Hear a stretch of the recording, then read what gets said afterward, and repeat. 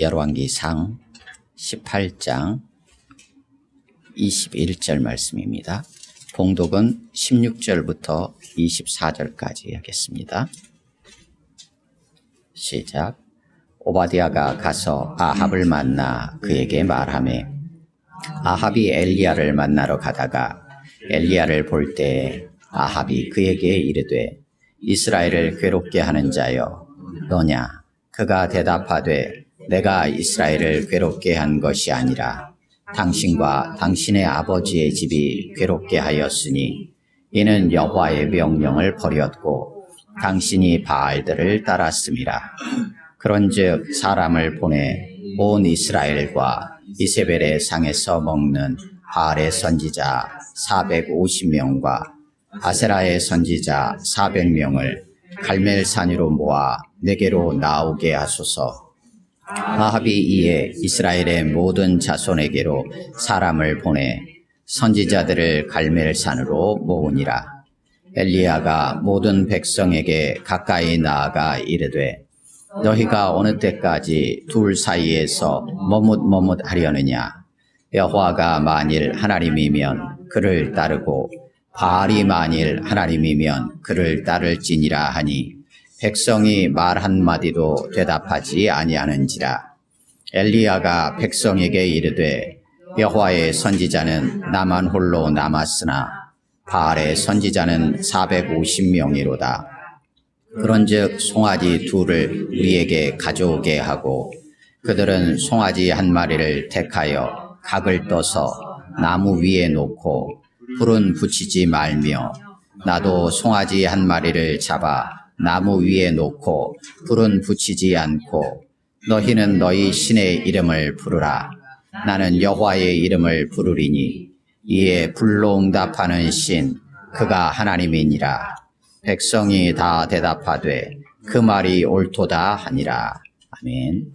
본 말씀을 3, 4분 정도 각자 묵상합니다. 거기까지 보시겠습니다. 하나님은 이스라엘을 약속의 땅으로 인도하시지만 이스라엘은 자기 소견대로, 자기 소견에 옳은 대로 행하면서 왕을 요구합니다. 그 왕 사울에 이어서 다윗이 왕으로 등극하면서 하나님은 그에게 영원한 나라, 영원한 왕위에 대해서 약속해 주십니다. 그 다윗과 솔로몬을 지나면서 이스라엘은 남쪽의 유다, 북쪽의 이스라엘이라고 불려지게 나누어집니다. 그 분열왕국, 우리가 흔히 분열왕국 시대라고 불려지는 그 시대를 지나면서도 하나님은 선지자들을 보내셔서 계속해서 이스라엘이 돌아오도록 촉구하시며 하나님 나라를 세워 가십니다. 오늘 본문은 바로 그 선지자들 중에 하나인 엘리야 선지자를 통해서 과연 이스라엘이 어떻게 지금 해야 되고 그들에게 필요한 것이 무엇인지에 대해서 다시 한번 확인시켜 주고 있는 본문입니다. 사무엘서와 마찬가지로 열왕기도 열왕기상과 열왕기하로 구분을 해놨습니다. 하지만 원래는 열왕기라는 한 권의 책으로 이렇게 이해를 하시면 됩니다. 그래서 구분을 좀 둘로 해놨는데 구분한 이유는 우리가 그냥 보면 열왕기상은 뒷부분에서 엘리야 선지자의 사역으로 얼추 마무리가 됩니다. 열왕기하의 앞부분에 엘리야가 등장하지만 사실은 사역이 넘어갑니다. 그래서 엘리야 선지자에서 엘리사 선지자로 이렇게 바뀌는 쯤에서 이렇게 구분이 된 것 이렇게 이해해도 크게 무리는 없어 보입니다. 그래서 열왕기상, 열왕기하 25장, 22장으로 해서 총 47장으로 이렇게 구분을 해놨습니다. 그래서 열왕기 전체로 볼 때 열왕기는 다윗 이후에 왕위를 놓고 분열된 모습을 보이면서 열왕기가 시작합니다. 그리고 북이스라엘과 남유다의 멸망 이후에 유다의 왕 여호야긴을 하나님께서 회복시키시는 부분을 좀 다루면서 열왕기가 마무리되어집니다. 그 중에서 열왕기상은 다윗의 아들들인 아도니아와 솔로몬이 왕위를 놓고 서로 분열된 모습을 보이면서 시작을 합니다. 그리고 북이스라엘 왕 아합의 아들 아하시아의 악행을 기록하면서 열왕기상이 마무리가 됩니다. 그래서 열왕기상을 좀 구분을 해보면 다양하게 구분할 수 있지만 크게 한번 두 분류로 나누면 1장에서 11장까지는 솔로몬이 왕위를 계승받고 그리고 성전을 건축하면서 통치하는 부분에 대한 내용으로 이해할 수 있습니다. 그리고 12장에서 열왕기상 22장까지는 남쪽 유다와 북이스라엘로 이제 분열이 되어서 선지자 엘리야를 중심으로 진행되어지는 그런 활동들이 이제 뒷부분으로 해서 등장하는 걸로 기록된 것으로 우리가 이해해 볼 수 있습니다. 그리고 열왕기 하는 선지자 엘리사의 활동을 중심으로 전개되면서 북이스라엘과 남유다가 멸망하는 내용으로 우리가 이해해 볼 수 있습니다. 오늘 본문 열왕기상 그중에서 1장에서 11장까지는 솔로몬을 중심으로 있었고 12장부터 나라가 분열이 되었어요. 그 분열이 된 내용이 12장부터 16장까지 구체적인 이스라엘 안에서 북이스라엘과 남유다의 내전이 계속 이루어집니다. 그 부분들을 기록을 하고 그리고 나서 17장과 18장 이 부분에서 가뭄을 중심으로 해서 이스라엘 땅에 기근이 들죠. 그래서 가뭄을 둘러싼 엘리야의 사역에 대한 부분들이 기록이 됩니다. 그리고 19장은 그 엘리야의 사역이 핵심 중심으로 이뤘던 오늘 본문 18장 이후에 이세벨의 위협에 엘리야가 도망을 치게 되고 호렙산에 이르러서 하나님께서 그에게 그의 사역을 마무리하고 이스라엘에 소망이 있다는 것을 말씀하시며 엘리야가 해야 될 마지막 사명들을 부여하면서 마무리가 됩니다. 그리고 20장에서 22장 이 뒷부분은 아합 왕, 북이스라엘의 아합 왕에 대해서 다양한 형태로 선지자들을 통해서 경고하시고 그리고 결국은 그가 죽었다라는 내용으로 마무리가 되는 것으로 우리가 이해할 수 있습니다. 그중에서 이제 오늘 본문 17장 여기는 이스라엘 땅에 가뭄이 지금 들었는데 그래서 물을 구하기가 어려운데 먹이시고 마시게 하고 그 가뭄과 기근의 기간을 이어가고 생명을 이어갈 수 있도록 생명을 주시는 분이 누구신가? 라는 것을 하나님께서 엘리야 선지자를 먹이시는 것을 통해서 보여주신다. 이렇게 이해할 수 있어요. 그리고 나서 이제 18장에서 이제 본격적으로 엘리야에게 보이셨잖아요. 그렇다면 엘리야 한 사람을 먹이기 위해서 지금 이 일들을 하나님이 하시는가? 아니라는 것을 18장을 통해서 알게 돼요. 그것은 북이스라엘 전체를 먹이시는 분이 하나님이시다. 라는 것은 그것을 엘리야 선지자를 먹이심으로써 지금 말씀해 주신 거예요. 그가 선지자이니까 말씀해 주신 거예요. 그래서 18장은 여호와가 하나님이시다. 라는 것을 분명하게 드러내 보여주시면서 비를 내려주시는 내용이 18장의 내용입니다. 그래서 18장 1, 2절은 여호와의 말씀이 있습니다. 엘리야에게 아합에게 보여라. 이제 내가 비를 내릴 것이다. 그러니까 엘리야가 그대로 아합을 보러 가게 됩니다. 그리고 3절에서 20절까지 쭉 오늘 본문 앞에 20절까지는 실제로 아합을 만나가지고 과연 엘리야가 거기서 무엇을 할 것인가 라는 부분에 대한 내용들이 준비가 되어집니다. 그래서 바알 선지자들을 갈멜산으로 다 모이게 합니다. 그래서 바알을 섬기는 선지자 450명이 갈멜산에 지금 모입니다. 그리고 오늘 본문 21절에서 엘리야가 백성들을 향하여서 이제 도전을 하면서 촉구를 하는 거죠. 여호와가 만일 하나님이면 그를 따르고 바알이 하나님이면 그를 따르라. 너희가 어느 때까지 둘 사이에서 머뭇하려느냐 라고 경고하며 촉구합니다. 그런데 백성들은 한마디도 대답하지 않았다. 대답하지 않습니다.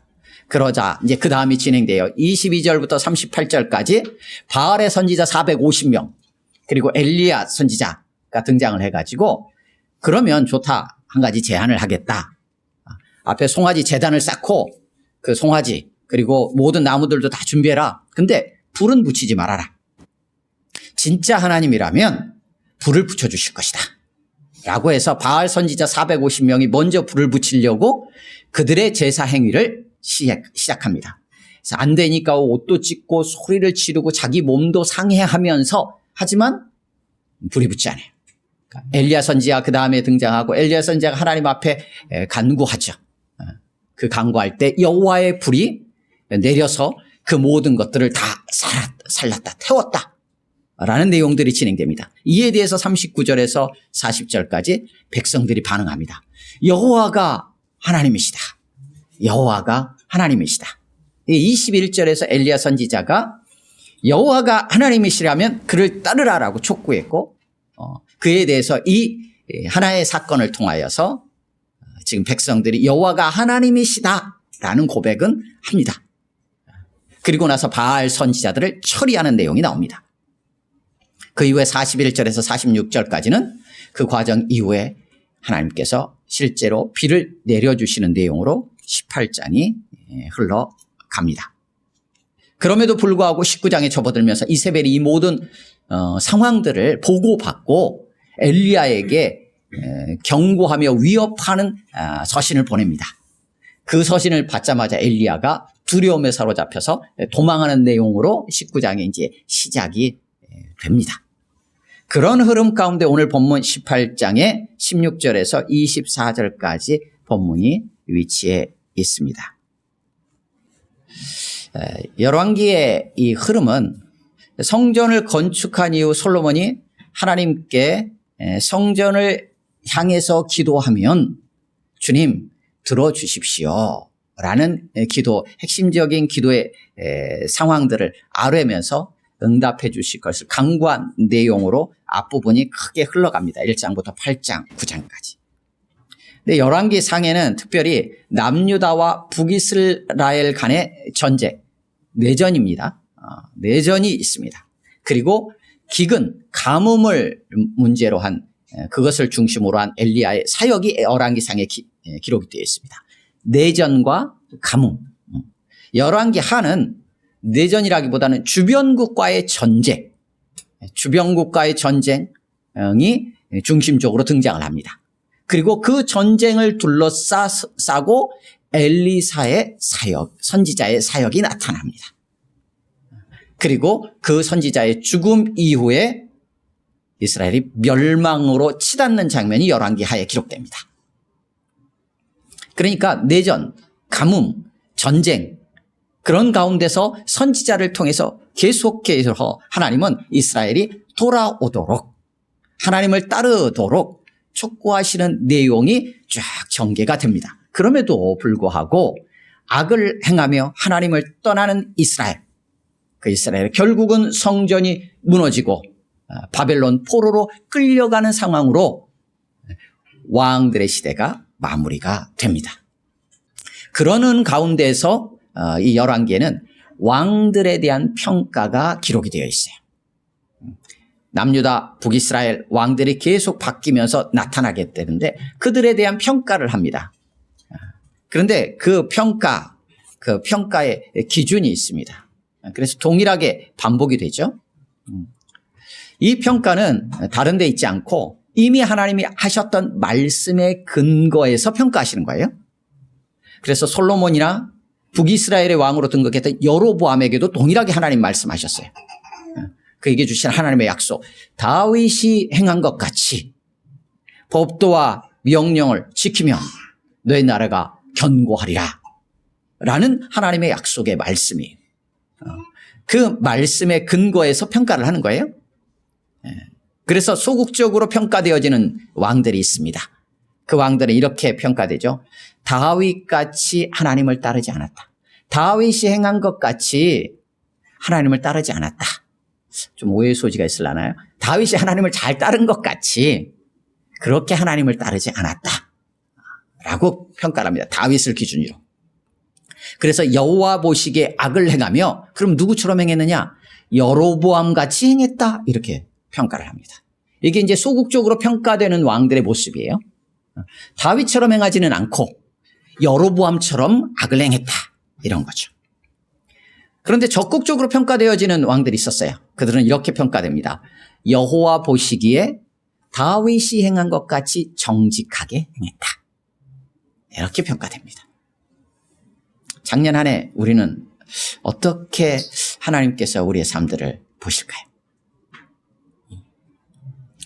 그러면 올 한 해 시작하면서 올 한 해가 마치는 12월 31일 송구 영신 예배를 드릴 때 그때는 우리의 모습이 어떤 모습이었기를 소망하십니까?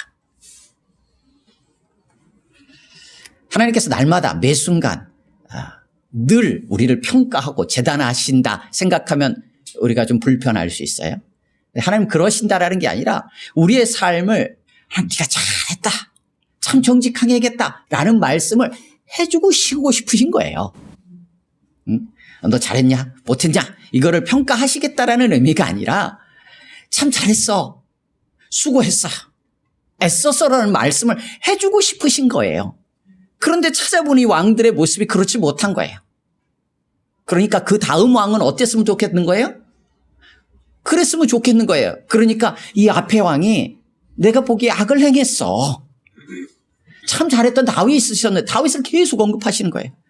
다윗처럼은 행하지 않았어. 그래도 안타깝게도 여로보암처럼 계속 악을 행하고 있어. 그러니까 너는 그렇게 하지 않았으면 좋겠어 라는 마음으로 계속 이것들을 말씀하고 계신 걸로 우리는 이해할 수 있어요. 18장으로 바로 나누겠습니다. 18장에 하나님께서 엘리야를 아합에게 보내십니다. 아합에게 보내시면서 이스라엘이 돌아올 수 있는 기회를 다시 한번 부여하시죠. 그 과정 속에 이제 등장하는 또 하나의 한 사람이 있습니다. 선지자는 아닙니다. 오바댜라는 인물이 있습니다. 북이 이스라엘의 한 고위직 책을 맡고 있었던 자 이렇게 생각을 하면 될 것 같아요. 그래서 엘리야가 아합을 직접 만나지 않습니다. 계속 아합을 피해 다녔어요. 그런 상황에서 엘리야가 아합을 만나려고 하니까 오바댜야 네가 가서 좀 중재 역할을 해가지고 좀 만나게 해줘. 내가 여기 있다고 아합에게 가서 알려줘 라고 했을 때 오바댜가 아이고 괜히 그렇게 얘기했다가 아합 왕 데리고 왔는데 당신이 또 다른 데로 가버리면 어떡합니까? 저를 좀 불쌍히 여겨주십시오. 그래도 저는 이세벨이 선지자들을 다 죽이려고 할 때 선지자들 몰래 굴에 숨겨주고 먹을 것도 주고 하면서 살리는 역할들을 했는데 저 좀 봐주십시오. 당신이 여기 있다고 했는데 하나님이 당신을 또 다른 데로 데려가 버리면 그때 내가 아합 왕에게 뭐라고 얘기하겠습니까? 잘못하면 제가 목숨을 잃을 수도 있는데요. 라고 등장하는 오바댜라는 인물이 있습니다. 물론 선지자도 있어요. 근데 그 오바댜는 그 이름이 여호와의 종, 여호와를 경배하는 자 이런 의미의 이름이에요. 오바댜. 그래서 오늘 본문에서도 18장 3절이나 18장 12절에 보면 여호와를 지극히 경외하는 자 이렇게 설명이 되어 있어요. 그렇게 부르고 있습니다. 그가 오바댜예요. 나중 보면 19장 뒤쪽에서 엘리야가 이세벨의 위협에 도망가가지고 아이고 내가 지금 자신의 초라함과 무기력함과 어찌 보면 우울증과 이런 속에서 막 주저앉아 있을 때 하나님께서 그를 일으켜 세우시면서 19장 18절에서 뭐라고 말씀하시냐면 아직 바알에게 무릎 꿇지 아니한 7,000명이 남겨져 있을 것이다 라는 소망을 주시거든요. 그러니까 모두가 다 바알 선지자를 따르고 모두가 다 세상이 다 하나님을 떠난 것처럼 보이지만 하나님께서 남은 자들을 있다라는 것을 보여주시면서 소망을 줘요. 어찌 보면 오바댜도 그런 한 인물이 아니었을까라는 생각을 하게 돼요. 그러면서 오늘 18장 17절 18절에는 이렇게 아합과 엘리야의 만남이 이루어집니다. 17절 18절 같이 읽습니다. 시작. 엘리야를 볼 때 아합이 그에게 이르되 이스라엘을 괴롭게 하는 자여 너냐? 그가 대답하되 내가 이스라엘을 괴롭게 한 것이 아니라 당신과 당신의 아버지의 집이 괴롭게 하였으니 이는 여호와의 명령을 버렸고 당신이 바알들을 따랐음이라. 아멘. 아합 생각에는 사마리아의 기근이 심한 이유가 기근 생기고 수년 동안 이어진 이유가 엘리야 너 때문이야 라는 거죠. 그래서 네가 지금 이스라엘을 괴롭게 하고 있는 거야. 라는 거죠. 그게 아합의 생각이에요. 하지만 엘리야는 대답하죠. 그렇지 않다. 나 때문이 아니라 바로 너 때문이다. 여호와의 명령들을 네가 버리고 바알들을 네가 따랐기 때문이야. 라고 기근의 원인을, 가뭄의 원인을 엘리야를 통해서 하나님께서 아합에게 다시 한번 정확하게 짚어주십니다. 그것은 아합이 돌아오도록 하기 위해서 기회를 주시는 거예요. 선지자를 통해서. 지금 괴롭게 하는 서로의 상황 속에서 아합이 하나님을 버림으로 인하여서 일어나는 상황들이 뭐냐면 바알의 선지자들은 득세하고 여호와의 선지자들은 지금 굴에 숨어서 몸을 피하고 있는 상황이 펼쳐지고 있는 거예요. 하나님을 믿는다고 하는 사람들을 찾아보기 어렵게 된 거예요. 정말 누가 하나님을 믿는지 알 수가 없어요. 왜냐하면 다 숨을 죽이고 있어요. 숨을 죽이고 있는 그런 상황이 지금 이 시대에 지금 펼쳐지고 있었던 거예요. 그러면서 불을 내리는 사건으로 진행이 됩니다. 그러면 이제 우리는 생각을 하게 돼요. 그냥 지나가면 하나님께서 불을 내려주셨지. 바알의 선지자 450명 그리고 엘리야 선지자 1명이 붙었어. 붙어가지고 엘리야가 이겼지. 여기에 이제 우리는 초점을 맞출 수가 있어요. 아이들은 이런 게 이제 재미진 어떤 이야기로서 이 이야기들을 마음에 기억할 수 있으니까 그렇게 접근할 수 있지만 이제는 우리는 하나님의 말씀을 읽어나가고 알아가면서 자라가면서는 거기에서 머물러서는 안 돼요. 생각을 한번 해보세요. 내가 하나님이야. 그러니까 그걸 어떻게 알겠습니까? 그러니까 한번 불을 내려보시죠. 불을. 그러면 우리가 믿겠습니다. 그러니까 하나님께서 그래? 그럼 불을 내려줄게. 얼마나 웃기는 일이에요. 근데 하나님 거기에 반응을 하셔요. 반응을 하셔. 그러니까 초점은 어디 있냐면 왜 이렇게까지 이런 상황이 펼쳐졌냐는 거예요. 왜 18장의 이 갈멜산에서의 전투라고 얘기도 하기도 하고 선지자의 대결이라고도 하는 이 상황이 펼쳐졌고 하나님은 불을 지금 내려야 되는 상황이 됐냐 이거예요. 불을 내리셨던 상황이 언제 상황이에요? 언제 불을 내리셨습니까? 하나님께서 이스라엘 백성들을 애굽에서 이끌어내셨어요. 이끌어내 구원해내시고 성막을 짓게 하신 다음에 처음으로 그 성전 안에 성막 안에 불을 지피실 때 그 첫 출발의 첫 불이 어디세요? 여호와의 불이 임했어요. 하나님의 임재하심. 내가 너와 함께 하겠다. 우리 이스라엘 백성과 사랑의 교제를 나누고 그들과 함께하면서 하나님의 나라를 이루어 가시고자 하는 하나님의 기쁜 마음에서 내려주셨던 불이 하나님이 계신가? 살아계신가? 어디 한번 저거 한번 불 붙여보실래요? 하는 상황으로 지금 바뀌어져 있는 모습이에요. 얼마나 이 마음이 아프겠어요. 우리와 교제하고 우리와 함께하고 싶어가지고 하나님 스스로 기꺼이 내가 너와 함께한다 라는 것을 여호와의 불로서 우리 가운데 보여주셨던 하나님이 나 있어 나 라는 거를 지금 증명해내야 되는 상황에서의 불을 지핀다? 그래서 본문은 하나님이 존재하시는가 존재하지 않는가, 하나님이 살아계시는가 살아계시지 않는가의 문제를 다루고 있는 본문이 아니에요. 하나님 분명히 창조주시고 이 땅을 통치하시는 분이시고 이스라엘 구원해내신 하나님이신 그 하나님은 분명히 존재하신다라는 것이 전제가 되어 있어요. 문제는 왜 이런 상황이 펼쳐지고 지금 계속되는가에 대한 우리는 질문을 할 필요가 있는 거예요. 우리의 삶에도 마찬가지. 우리는 끊임없이 하나님을 이렇게 전락시키는 경우들이 많아요. 하나님이 지금 이 문제 해결해 주시면 어떻게 하겠습니까? 해결해 주시면 하나님이 진짜 계시다라는 거 내 마음에 확신이 있겠습니다. 끊임없이 우리는 하나님을 그런 자리로 세우려고 해요. 그런데 어떨 때는요, 견뎌야 하는 때가 있을 수도 있어요. 어떨 때는요, 오늘 본문의 이스라엘처럼 돌이켜야 할 때가 있는 거예요. 하나님을 시험하려 들지 말고 하나님이 계신가 아닌 계신가를 뭔가의 사건을 통해서 증명을 요구하기보다는 견뎌야 할 때, 혹은 내가 돌이켜서 떠나야 할 때가 있을 수 있는 거예요. 오늘 본문의 상황은 아합이, 이스라엘이 바알에게서 돌이켜서 하나님께로 다시금 얼굴을 향해야 할 시점인 거예요. 그래서 엘리야 선지자가 와가지고 21절과 같이 선포를 하면, 촉구를 하면 21절에 백성이 아무 대답이 없는 게 아니라 그렇군요, 여호와가 하나님이시죠 라고 하면서 다시 한번 엎드려야 되는 게 합당한, 기대하시는 하나님의 마음이었어요. 근데 22절 이후가 정계가 되고 있는 거예요.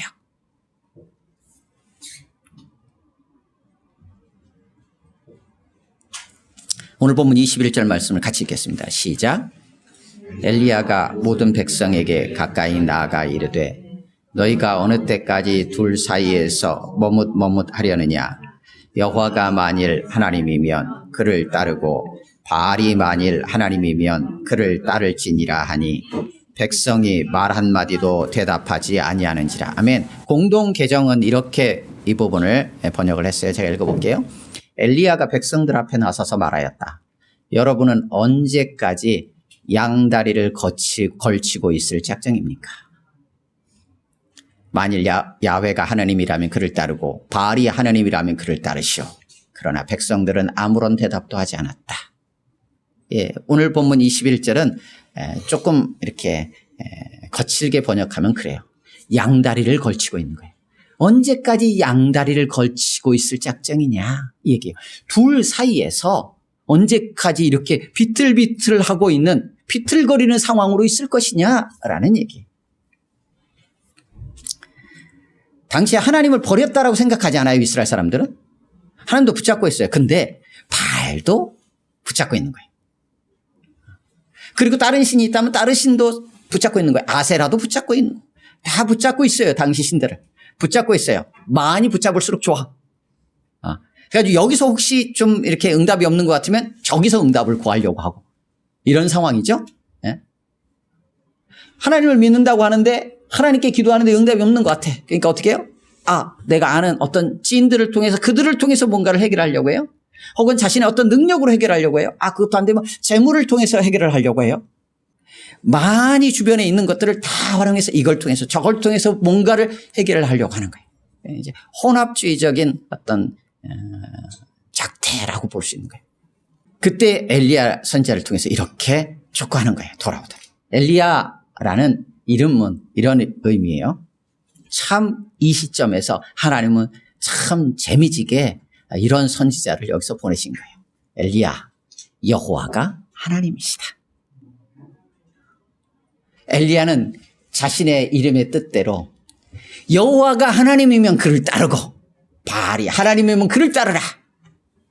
근데 엘리야가 선지자로 지금 그들 앞에 있잖아요. 그러니까 엘리야가 산 증인이에요. 시청각 자료예요. 엘리야, 여호와가 하나님이시라고 하는 그의 입에서 지금 이것을 도전하면서 촉구하고 있는 거예요. 그렇다면 엘리야 선지자가 지금 17장에서부터 등장을 하거든요.